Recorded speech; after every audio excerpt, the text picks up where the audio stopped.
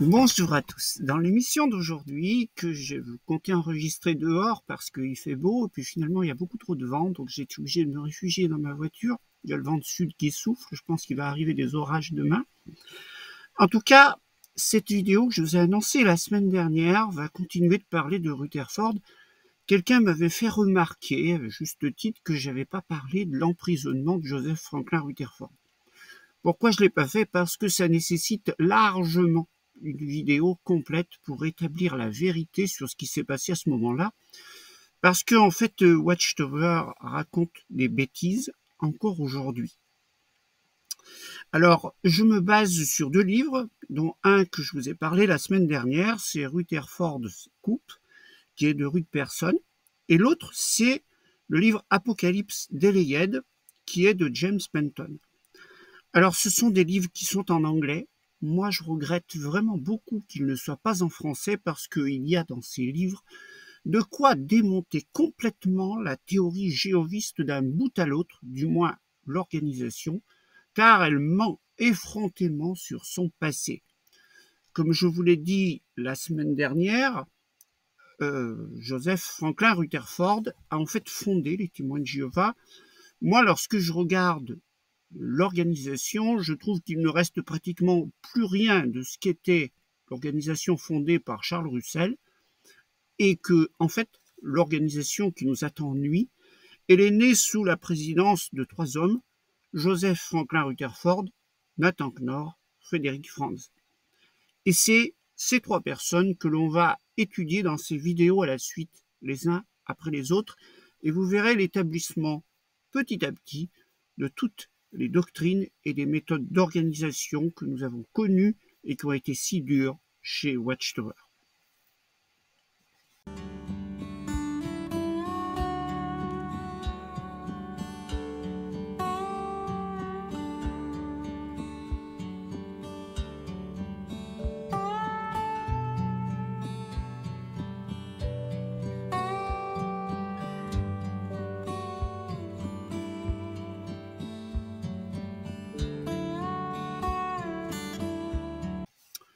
Dans l'épisode précédent, nous avons vu que Joseph Franklin Rutherford prend la place par une sorte de coup qui n'était pas du tout prévu à la tête de la société que Charles Russell avait fondée. Il a éliminé les autres prétendants à la chose, ceux qui avaient même nommé carrément le pasteur Russell. Il a changé les statuts de l'organisation et finalement, il a mis sur pied une organisation qui allait gagner de l'argent. Mais il faut quand même revenir dans cette vidéo sur qui était Joseph Franklin Rutherford, ce qu'il a fait et que reste-t-il de chez lui, chez les Témoins de Jéhovah d'aujourd'hui. On ne peut pas parler de la succession de Russell à Rutherford sans parler de l'emprisonnement de Joseph Franklin Rutherford et de tous les membres de la société. Pourquoi se sont-ils retrouvés en prison? Si vous suivez encore ce que vous dit l'organisation aujourd'hui, c'est parce que il y avait le livre Le Mystère accompli qui dénonçait le clergé, que le clergé a été furieux, qu'il a utilisé la sédition pour pousser les autorités politiques à emprisonner les chefs de la vraie religion, la société Watchtower. D'ailleurs, lorsque on a étudié, moi je l'ai étudié abondamment, toute la littérature des Témoins de Jéhovah, ils ont même fait de cet événement la réalisation, ils sont allés jusque-là, c'est une réalisation d'une prophétie de la Bible écrite il y a 2000 ans. Quelle prophétie? Celle qui est dans le livre de l'Apocalypse, des deux témoins vêtus de sacs qui allaient être tués dans la grande ville. Révélation chapitre 11, versets 7 à 10. Et quand ils auront achevé leur témoignage, la bête sauvage qui monte de l'abîme leur fera la guerre et les vaincra et les tuera. Et leurs cadavres seront dans la grande rue de la grande ville qui est appelée dans un sens spirituel Sodome et Égypte, là où leur Seigneur a aussi été attaché sur un poteau. Et ceux d'entre les peuples, les tribus et langues et nations regarderont leurs cadavres pendant 3 jours et demi, et ils ne permettent pas qu'on mette leurs cadavres dans une tombe. Et ceux qui habitent sur la terre se réjouissent à leur sujet et se donnent du bon temps, et ils s'enverront des cadeaux les uns aux autres parce que ces 2 prophètes ont tourmenté ceux qui habitent sur la terre. La réalisation de cette prophétie, selon la Watchtower, eh bien, c'est l'emprisonnement de Joseph Franklin Rutherford. C'est là où on a tué les 2 témoins. Dans le paragraphe 21 de cette étude de la tour de garde, nous lisons: de 1914 à 1918, les nations étaient plongées dans la Première Guerre mondiale. Les sentiments nationalisme étant exacerbés, au printemps de 1918, les ennemis religieux des 2 témoins profitèrent de la situation. Ils manœuvrèrent l'appareil judiciaire de l'État de sorte que les ministres responsables des étudiants de la Bible, qui sont les ministres responsables des étudiants de la Bible, si ce n'est Rutherford et ses copains, furent emprisonnés sur de fausses accusations de sédition. Leurs fidèles collaborateurs étaient dans l'abattement. L'activité du royaume cessa presque. L'œuvre de prédication était comme morte. Au temps biblique, c'était une indignité pour un mort de ne pas être mis dans une tombe. Par conséquent, il serait outrageant pour les 2 témoins d'être privés de sépulture. Sous le climat chaud de la Palestine, un cadavre abandonné dans la rue commence certainement à dégager une odeur nauséabonde au bout de 3 jours et demi. Voilà. Ce détail de la prophétie souligne donc toute l'humiliation endurée par les 2 témoins. Les responsables incarcérés se sont même vus refuser leur mise en liberté sous caution lorsque l'affaire fut portée devant la cour d'appel. Ils furent exposés au regard de tous suffisamment longtemps pour devenir une puanteur aux narines des habitants de la grande ville. Voilà ce que vous dit la société Watchtower. Donc, la prophétie des 2 témoins s'est bel et bien accomplie, selon les témoins de Jéhovah, sur Joseph Franklin Rutherford lorsqu'il fut emprisonné. Et puis, comme la prophétie disait qu'ils allaient être ressuscités, voilà ce que dit le livre un peu plus loin, paragraphe 24. Imaginez la stupeur des persécuteurs. Les cadavres des 2 témoins revenaient soudainement à la vie et à l'activité.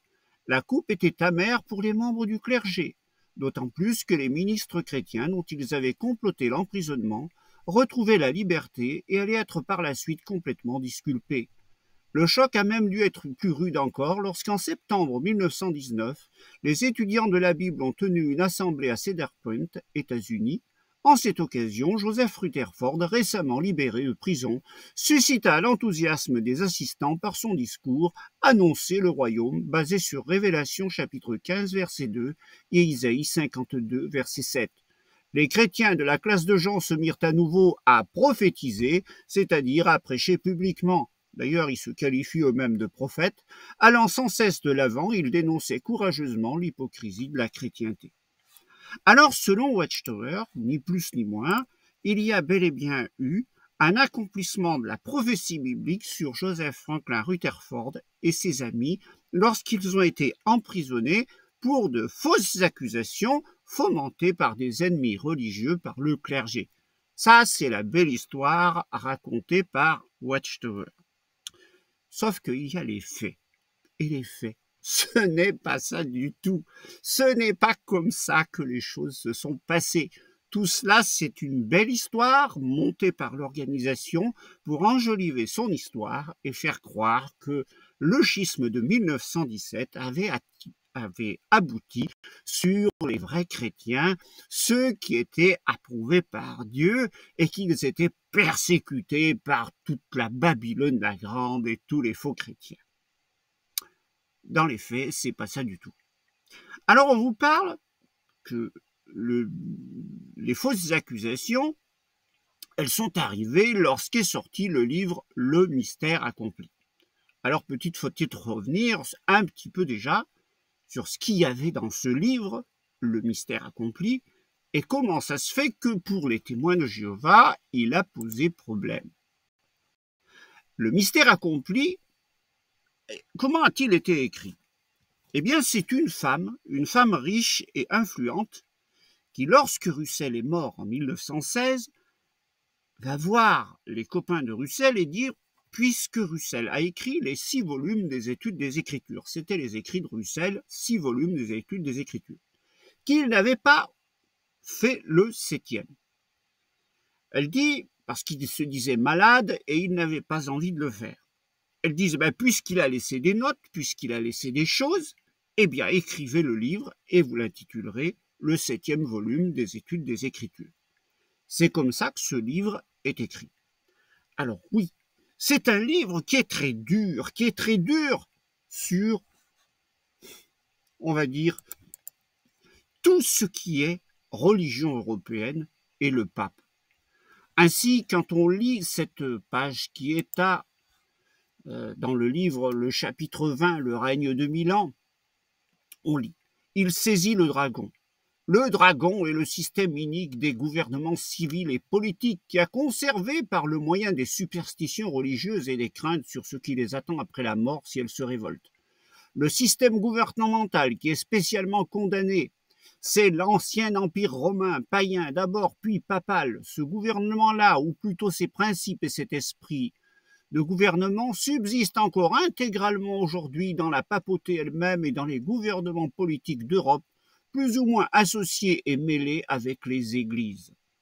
Donc vous voyez, c'est une condamnation en règle de l'Europe et des églises. Un autre passage qui parle encore du pape et des églises européennes, on lit ceci, le millénium papal ou soi-disant règne des ténèbres. Pendant cette sombre période, la papauté fit torturer, exiler ou massacrer des millions d'humains qui avaient refusé d'obéir aux représentants de l'Église apostate dirigée par les papes, évêques et prêtres. Les agents et les espions de Rome allaient rechercher, poursuivre et arrêter tous ceux qui avaient des sentiments opposés aux doctrines papales et qui refusaient d'obéir à une telle Église. C'est par de telles méthodes, par une telle ligne de conduite que les nations européennes furent amenées dans un certain paganisme, elles furent inondées d'erreurs et de superstitions, et elles accordèrent une révérence avilissante à des hommes qui prétendaient faussement être les représentants spéciaux et autorisés de Dieu sur la terre. On ne peut pas nier qu'il y a du vrai dans cette affaire. Parce que la religion au Moyen-Âge, la religion jusqu'à la Révolution française et surtout à la séparation de l'Église et de l'État, était influente, elle était une dictature et elle a fait du mal. Sauf que, quand on continue dans ce livre, on tombe sur une partie qui parle de la guerre. Il ne faut pas oublier qu'à un moment où écrit ce livre, on est pendant la Première Guerre mondiale. Et qu'est-ce qu'on lit ici? On y lit les Américains qui traverseront la mer pour aller en Europe. Dira-t-on que les États-Unis sont partis en guerre pour sauvegarder leur honneur national? Nous demandons alors pourquoi la Hollande, la Suisse, la Scandinavie, etc., qui ont souffert plus que nous, n'ont pas senti leur honneur national outragé. Pourquoi la prudence de ces dernières nations les a conduites à rester neutres? Si l'on dit que cette guerre est une guerre défensive contre les agressions volontaires et intolérables, nous demandons pourquoi chacun des coups que nous avons subis a été dirigé tout d'abord avant tout contre l'Angleterre.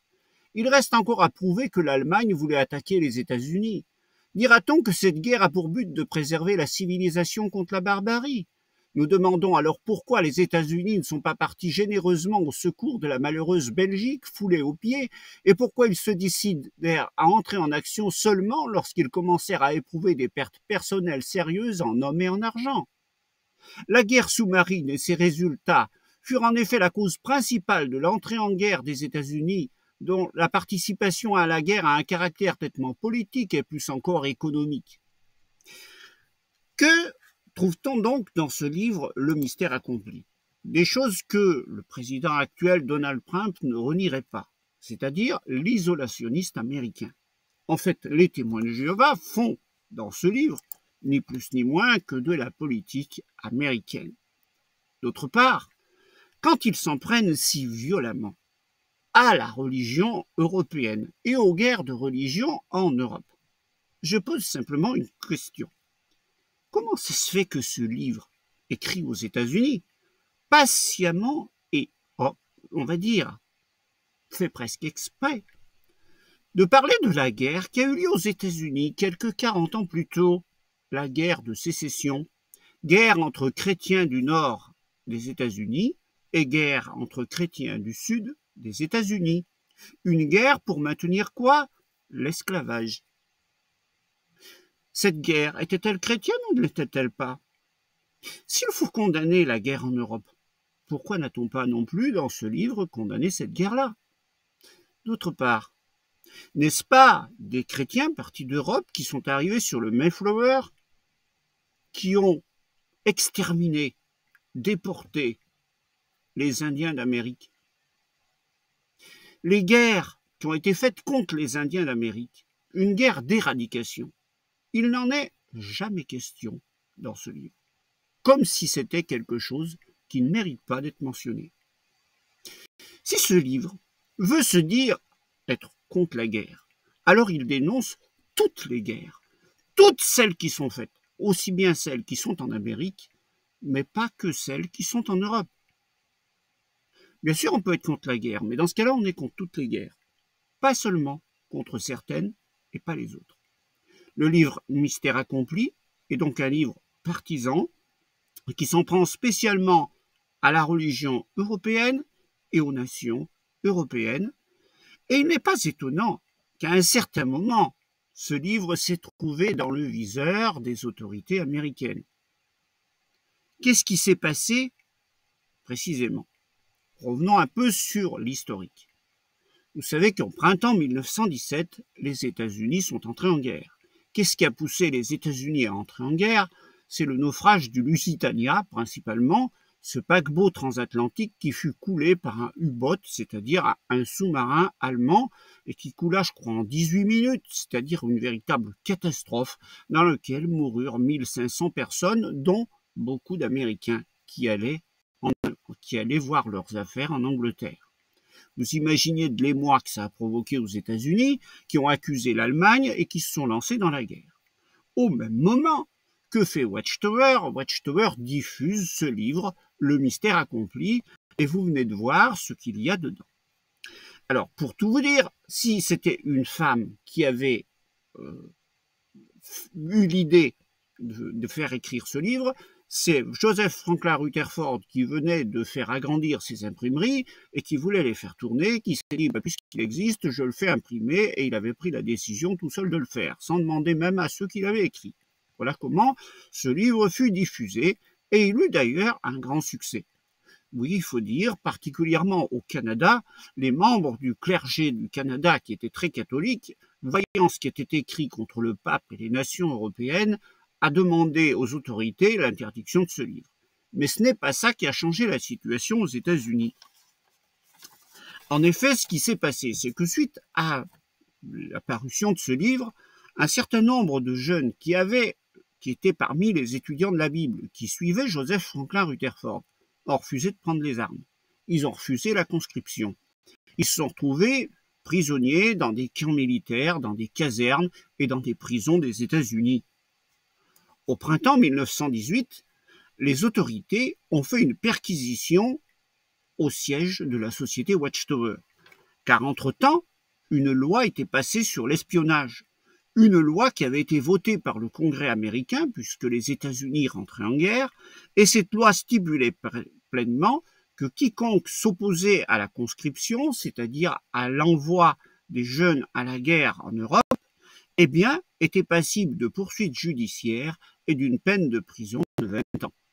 C'est pour cela qu'il y a une perquisition au siège de la société Watchtower.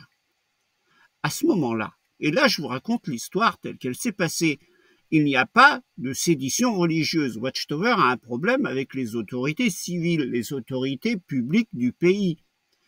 Alors que fait Joseph Franklin Rutherford à ce moment-là? Il comprend qu'il va avoir un certain nombre de problèmes. Et ça, Watchtower ne vous le dira jamais.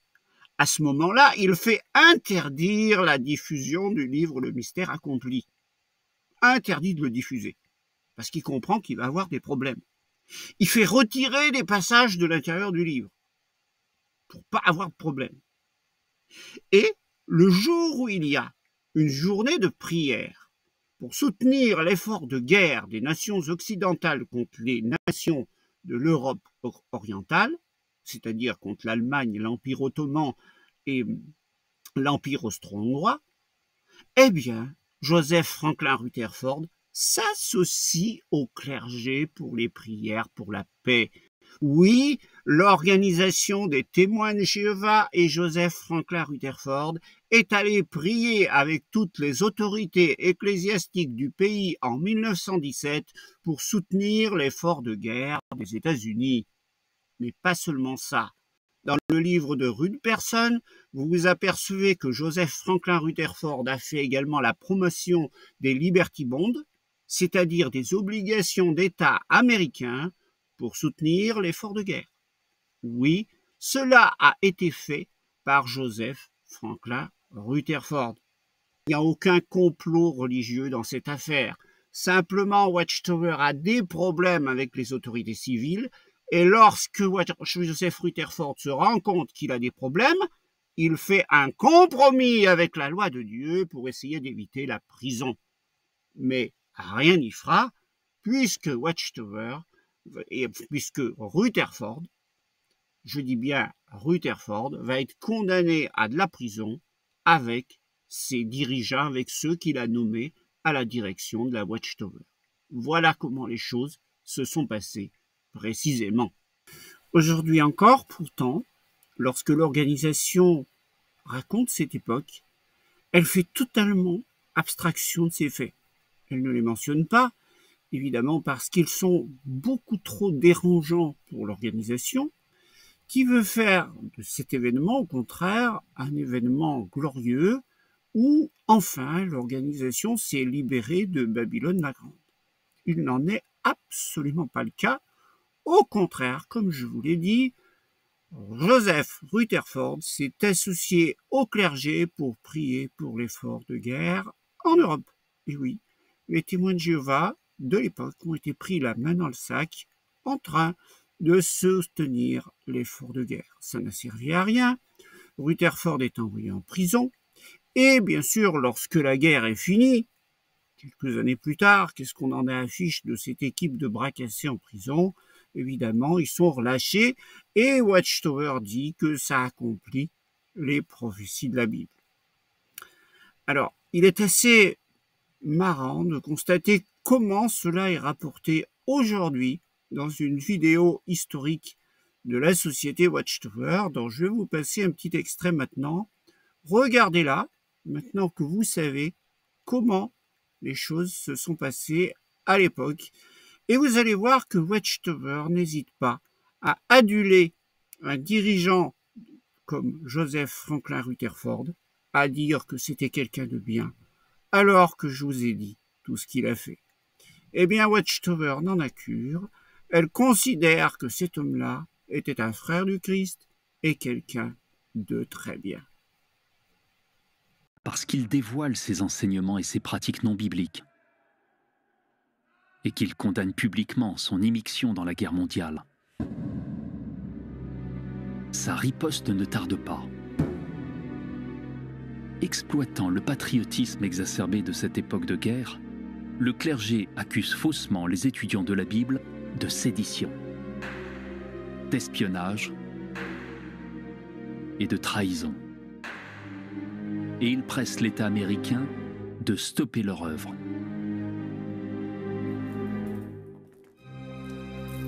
Le 8 mai 1918, Joseph Rutherford et 7 de ses collaborateurs sont arrêtés.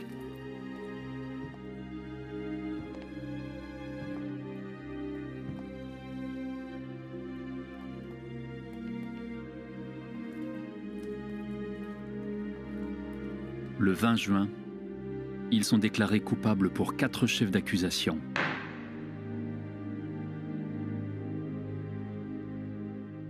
Le 4 juillet, ils sont conduits au pénitencier fédéral d'Atlanta, en Géorgie. Leur condamnation ?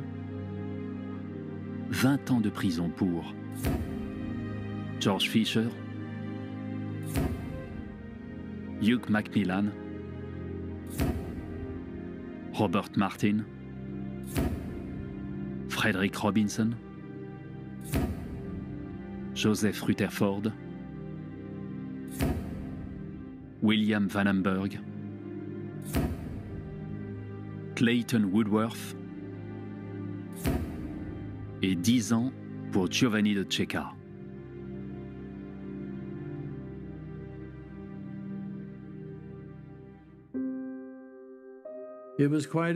Ce fut un choc d'aller en prison. Avait-il fait quelque chose de mal?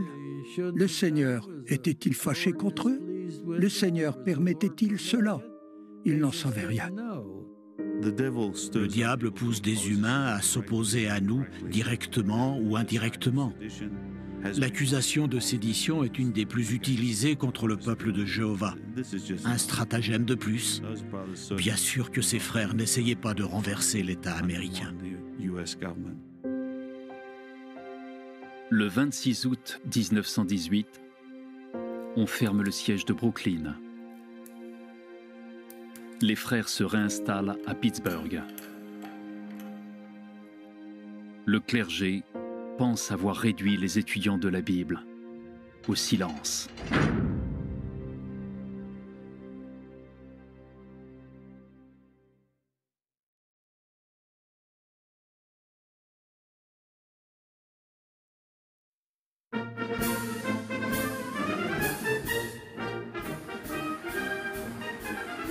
Le 11 novembre 1918, le conflit prend fin.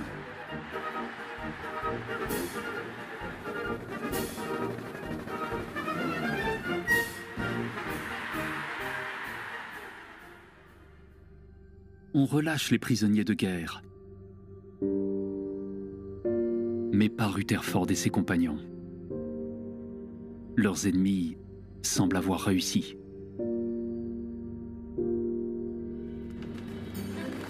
Les étudiants de la Bible font circuler une pétition pour leur libération. Ils obtiennent 700 000 signatures. Le 12 mars 1919, le président des États-Unis, Woodrow Wilson, admet que leurs peines de prison sont excessives.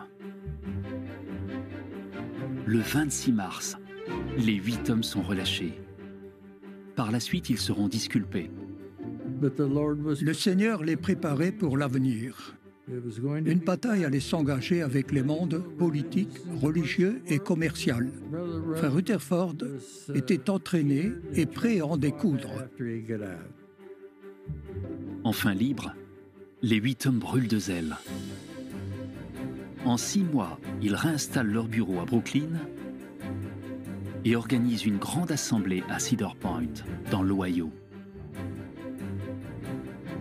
C'est là que sera lancée la revue sœur de la Tour de Garde, appelée l'Âge d'or. Cette revue a pour but d'expliquer la signification des événements mondiaux et de susciter l'espoir en un remède suprême. Rutherford et ses compagnons sortaient tout juste de prison. En quelques mois, ils ont organisé cette extraordinaire assemblée et lancé ce nouveau périodique. Ça, c'est quelque chose de vraiment incroyable. On a une situation où il ne se passe pratiquement rien, et puis, tout d'un coup, en avant toutes. Le 8 septembre 1922, une autre assemblée se tient à Cedar Point. Frère Rutherford y prononce ce qui restera sans doute son plus mémorable discours. Croyez-vous que le roi de gloire a commencé son règne? Oui!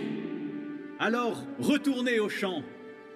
Le monde doit savoir que Jéhovah est Dieu et que Jésus-Christ est le roi des rois et Seigneur des seigneurs. Ceci est le jour de tous les jours. Voyez, le roi règne. Vous êtes ses héros. C'est pourquoi, proclamez, proclamez, proclamez le roi et son royaume.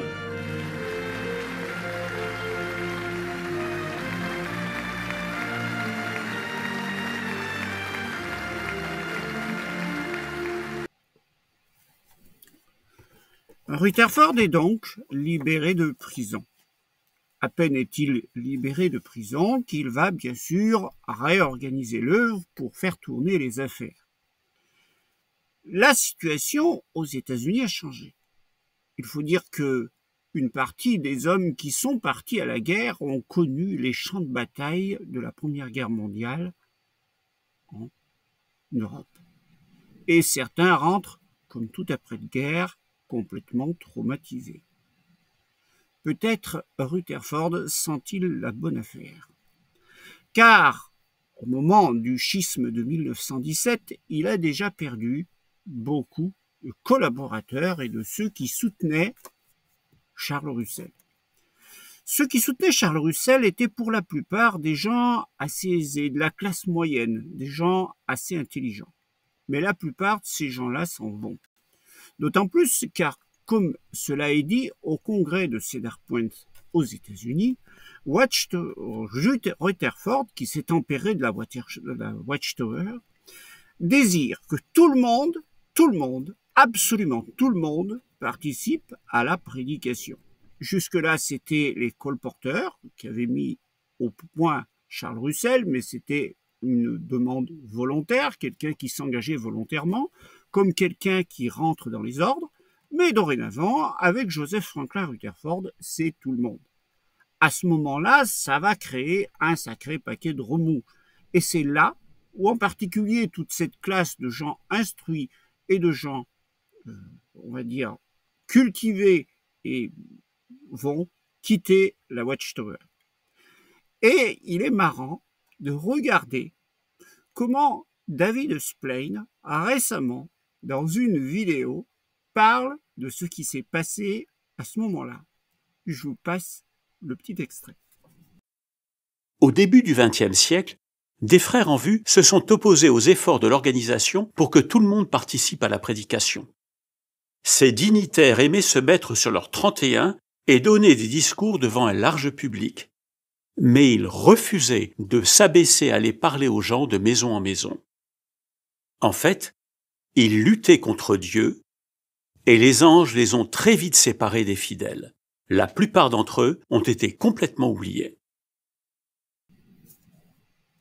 Ainsi, selon M. Splane, qui revient sur ce moment-là où Joseph Franklin Rutherford a obligé les gens à prêcher, il a considéré que c'était des gens mauvais qui étaient retirés.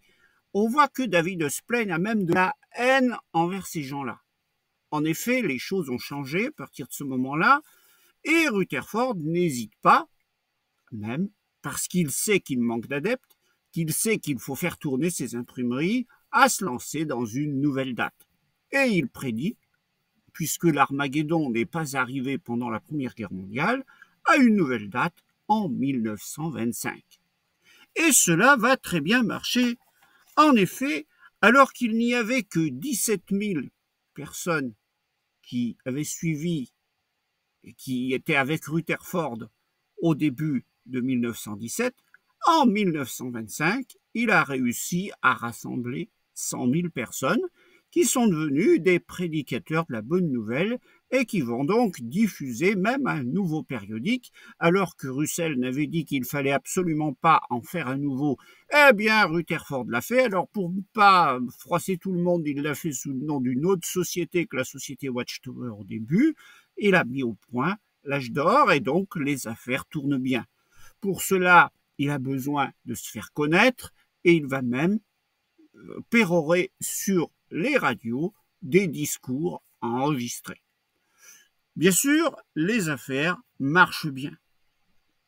Et ça ne suffit pas. Étant donné qu'il a fait une organisation qu'il sert à sa botte, une autre caractéristique de la société Watchtower va apparaître à cette époque-là, c'est l'immobilier. Mais l'immobilier au service des dirigeants de la société Watchtower. Voilà comment les choses vont donc se passer à ce moment-là. Rutherford, qui a mis sur pied cette date de 1925, dit que à ce moment-là, il va y avoir Armageddon, et il évoque aussi une autre idée que on a entendue, que moi j'ai entendue chez Watchtower, c'est que il y allait avoir la résurrection des patriarches du passé pour devenir des princes du monde nouveau. Ça, moi, je l'ai entendu encore en 75 et même après. Eh bien, il allait falloir les accueillir. Et pour cela, il va falloir les loger. Et ça tombe bien, notre cher président Rutherford a contracté malheureusement une pneumonie. Et parce qu'il a une pneumonie, les médecins lui recommandent d'aller vivre sous un climat plus clément que l'Est des États-Unis, en Californie, sous un climat quasi méditerranéen. Oui, mais Joseph Franklin Rutherford n'a rien là-bas. Eh bien voilà qu'il faut construire une maison des princes, une maison pour accueillir ces patriarches qui vont ressusciter pour 1925. Et voilà comment on va construire Beth Sarim. Alors bien sûr, si tu réfléchis tout de suite un petit peu, tu te dis, j'ai consacré une vidéo totale à Beth Sarim. Donc je vous renvoie à celle-là, je ne vais pas m'y arrêter longtemps. Mais si tu réfléchis un petit peu, tu te dis, s'il fallait un bâtiment pour loger tous les patriarches depuis Abel jusqu'à Jean le Baptiseur, combien de personnes ça fait? Je crois que certains ont calculé, ça fait 70 patriarches. Tu imagines la bâtisse qu'il faut pour accueillir 70 personnes. C'est un hôtel, et un grand hôtel. Beth Sarim pouvait-elle accueillir tout ce monde? C'est douteux. En tout cas, elle pouvait facilement loger Joseph Franklin Rutherford et ses amis. Parce qu'à côté de ça, Rutherford était marié, mais il était séparé. Dans n'importe qui serait dans une congrégation des témoins de Jéhovah, s'il se sépare de son conjoint, recevrait de vigoureux conseils basés sur la Bible pour réformer sa vie et appliquer les principes de la Bible. Mais là, on parle du président de la société Watchtower, qui lui ne reçoit pas de vigoureux conseils basés sur la Bible. Mieux, bien que je n'ai aucune preuve du sujet, il a rencontré une maîtresse dans les locaux du Bethel de New York à cette époque-là, et c'est avec elle qu'il allait passer du bon temps à Beth Sarim, où il invitait aussi certains qui étaient du Bethel et qui étaient bien vus par Joseph Franklin Rutherford. On peut penser que ce n'est pas le conducteur d'une presse où on imprimait l'âge d'or ou la tour de garde de cette époque qui était invité par Rutherford à Beth Sarim. Non, certainement des gens bien placés à l'intérieur de la société Watchtower. Et évidemment, étant donné que Rutherford a mis tout le monde au travail, il veut bien sûr que les gens qui sont en train de prêcher la bonne nouvelle ne soient pas distraits. Or, il y a des choses dans la vie des gens qui distraient beaucoup, en particulier à l'époque des fêtes. À l'époque des fêtes, on est occupé à autre chose. Si on vit normalement, comme tous les gens, quand arrivent les derniers jours de fin d'année, on est occupé par faire un bon repas. Aux États-Unis, on fait la Thanksgiving, on fête la Noël, et à ces moments-là, évidemment, on va moins consommer, on va moins participer à la prédication. Voilà pourquoi, bien tout simplement, Joseph Franklin Rutherford dit que la Noël, comme toutes les fêtes qui venaient du paganisme, qui venaient de la papauté, sont des fêtes païennes et qu'il ne faut pas les célébrer. Et d'ailleurs, à la place, qu'est-ce qu'on va faire? Eh bien, je vous le donne dans le mille parce que je pense que vous vous rappelez de ça. Les avis du ministère du Royaume où on vous disait que les congrégations iront bien spécialement le jour de la Noël, le jour du Nouvel An, le jour de la Pâque et chaque jour férié, organiser un rendez-vous de prédication. Parce que oui, on utilise le jour férié, étant donné que l'on ne travaille pas, aubaine, on ne va pas se reposer. Mais non, on va aller diffuser les revues de la société Watchtower, prêcher la bonne nouvelle, la bonne blague. C'est d'ailleurs à cette époque-là que Joseph Franklin Rutherford va supprimer les interdits, va faire tout un tas d'interdits. Il va interdire Noël, il va interdire les anniversaires, il va interdire la fête des mères. Il va même dire qu'il ne faut pas tirer son chapeau aux dames parce que cela est une pratique de la fausse religion. Il va faire l'idée qu'il faut tout sacrifier, même ses parents, pour prêcher la bonne nouvelle. En fait, ce que Rutherford a besoin, c'est de gens qui vendent ses revues et en vendent de plus en plus pour faire tourner la boîte. Alors, c'est là qu'est toute la différence. Autant Russell contrôlait la Watchtower en étant le président et celui qui l'avait fondé, où il avait mis son argent, quand on est avec Joseph Franklin Rutherford, c'est tout à fait différent.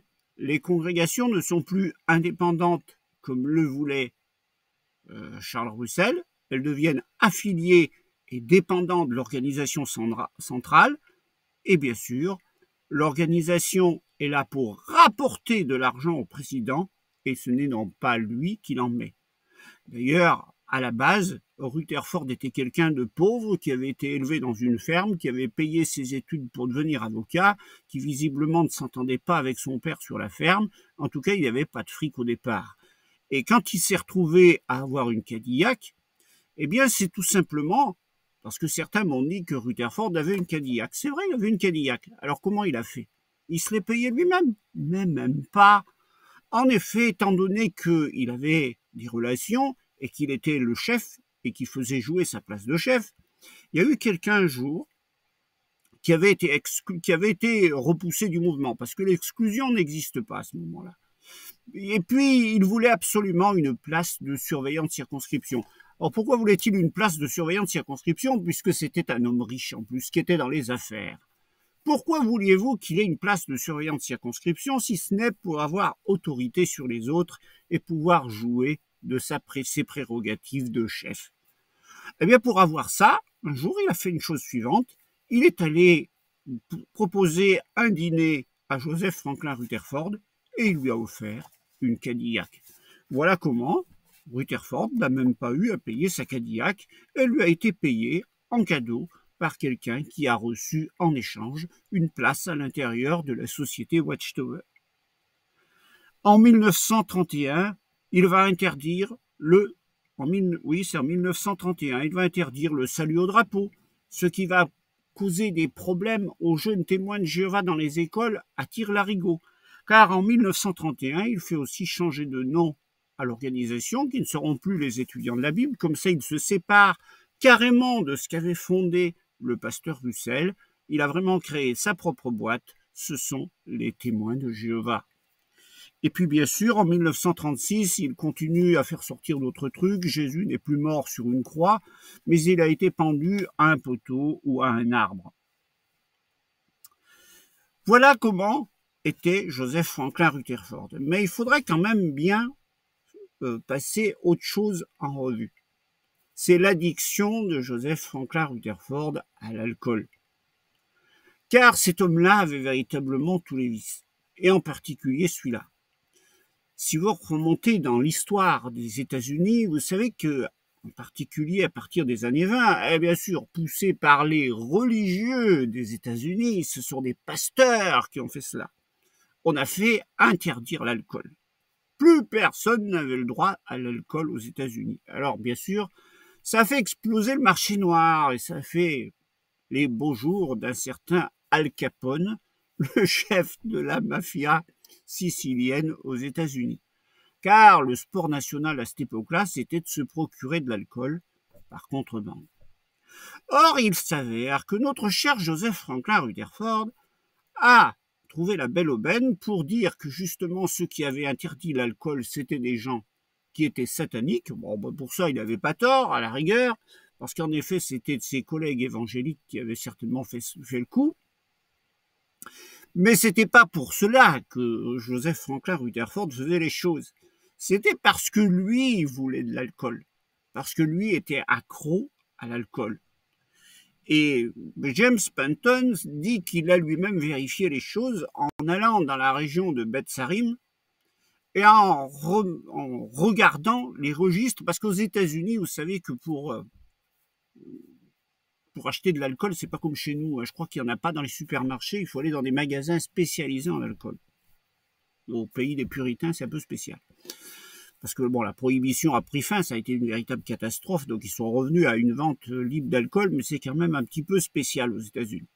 Et je crois qu'il y a un rapport avec les pharmacies. En tout cas, James Panton dit très bien qu'il a pu vérifier dans les registres et que, bien sûr, quand la prohibition a été levée, eh bien, il y avait des camions entiers d'alcool qui livraient à Beth-Sarim pour les moments où Joseph Rutherford recevait du monde.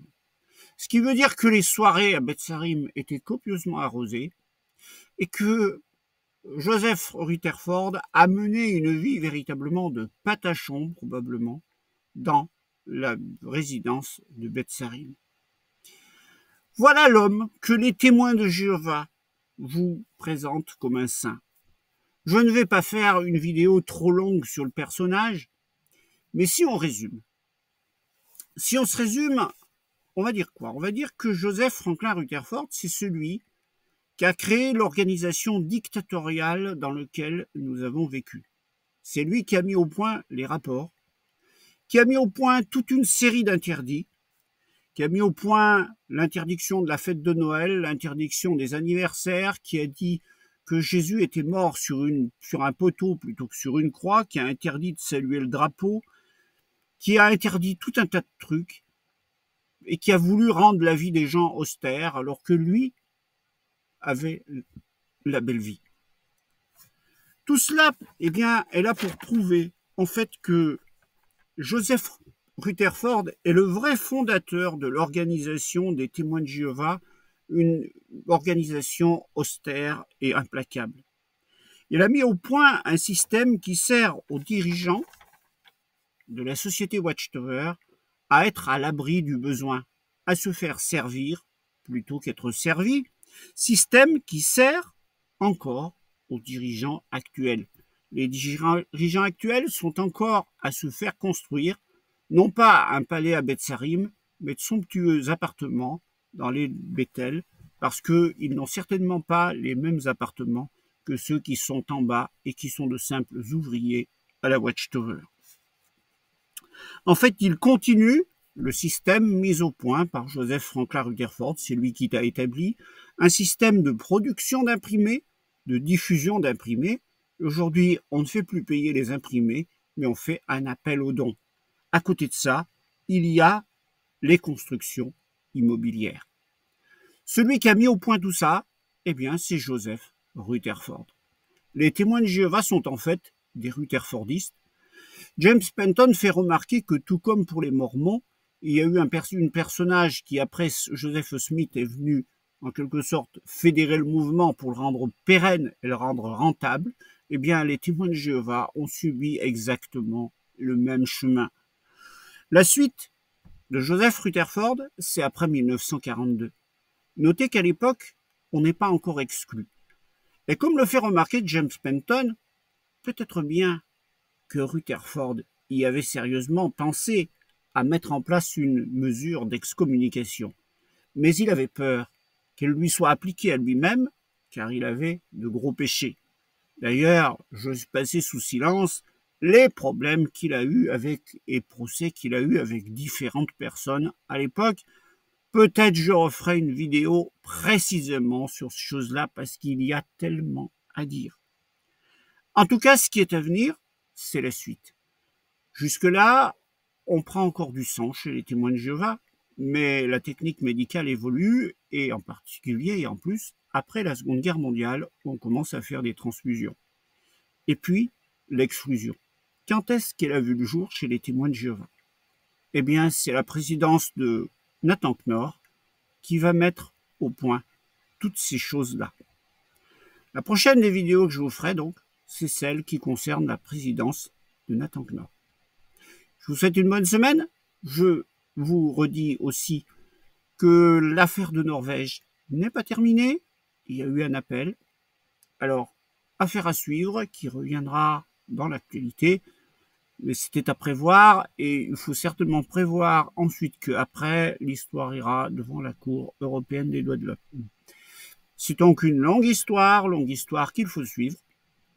Il y a aussi eu le rapport de la Miviludes. Peut-être que j'en parlerai dans une vidéo en totalité. En tout cas, je fais ce que je peux. J'ai quand même, je travaille toute la semaine. Je fais la semaine en 4 jours. Mais il y a des jours c'est lourd. Par exemple, vendredi passé, j'ai travaillé de 5h du matin à 15h15 l'après-midi. Ça fait 10h15 d'affilée, juste avec 2 pauses d'un quart d'heure. Donc c'est quand même assez lourd. Et quand j'arrive du travail comme ça, j'ai pas le cœur à me mettre à travailler sur des vidéos. Voilà, mais malgré tout, j'y arrive. Je vous souhaite à tous une bonne semaine. Et puis je vous dis, la prochaine vidéo, ce sera sur Nathan Knorr. À bientôt. Au revoir. Et ces séquelles ont bien été le cataclysme mondial proclamé par Russell il y a presque 40 ans. Les étudiants de la Bible comprennent peu à peu que la présence de Christ a commencé en 1914 et que le monde est entré dans ses derniers jours. Quand cela viendra-t-il? Ce livre répond à la question. En accord avec la chronologie digne de confiance, les 6000 ans depuis la création de l'homme finiront en 1975. Les 9 dernières années vont passer très vite, mais elles seront très dures. Il y a encore une phrase très encourageante comme celle-ci. Ce ne serait pas par simple chance ou par accident, mais cela serait en accord avec le dessein plein d'amour de Jéhovah Dieu, que le règne de Christ, le Seigneur du sabbat, commence à courir parallèlement avec le 7e millénaire. Ça veut dire, en automne 1975, nous serons dans le monde nouveau.